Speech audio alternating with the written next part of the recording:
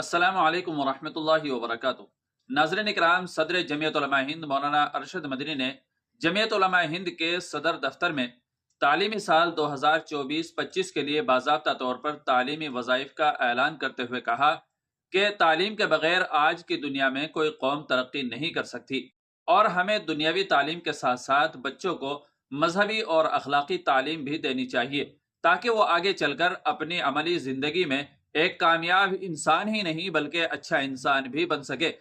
साथ ही उन्होंने ये भी कहा है कि हमें ऐसे स्कूलों और कॉलेजों की अशद ज़रूरत है जिनमें दीनी माहौल में हमारे बच्चे आला दुनियावी तालीम किसी रुकावट और इम्तियाज के बगैर हासिल कर सकें। उन्होंने कौम के बाअसर अफराद से ये अपील की है कि जिनको अल्लाह ने दौलत दी है वो ज़्यादा से ज़्यादा लड़के और लड़कियों के लिए अलग अलग ऐसे स्कूल और कॉलेज बनाएं जहां बच्चे दीनी माहौल में आसानी से अच्छी तालीम हासिल कर सके। वाज़ेह रहे कि जमीयत उलमा हिंद और MHA Madani charitable trust Deoband 2012 से मेरिट की बुनियाद पर मुंतखब होने वाले गरीब तलबा को स्कॉलरशिप फराहम कर रही है। इसी स्कीम के तहत हर साल इंजीनियरिंग, मेडिकल, एजुकेशनल, जर्नलिज्म के मुतालिक या किसी भी टेक्निकल प्रोफेशनल कोर्स में जेर तालीम माली तौर पर कमजोर ऐसे तलबा को स्कॉलरशिप दी जाती है जो गुज़िश्ता साल के इम्तिहान में कम अज कम 75% नंबर हासिल करते हैं। तो दोस्तों, इस पूरी रिपोर्ट के बारे में आपकी क्या राय है, कमेंट करके जरूर बताइएगा और हमारे चैनल पर पहली बार आए हों तो सब्सक्राइब भी कर लीजिएगा।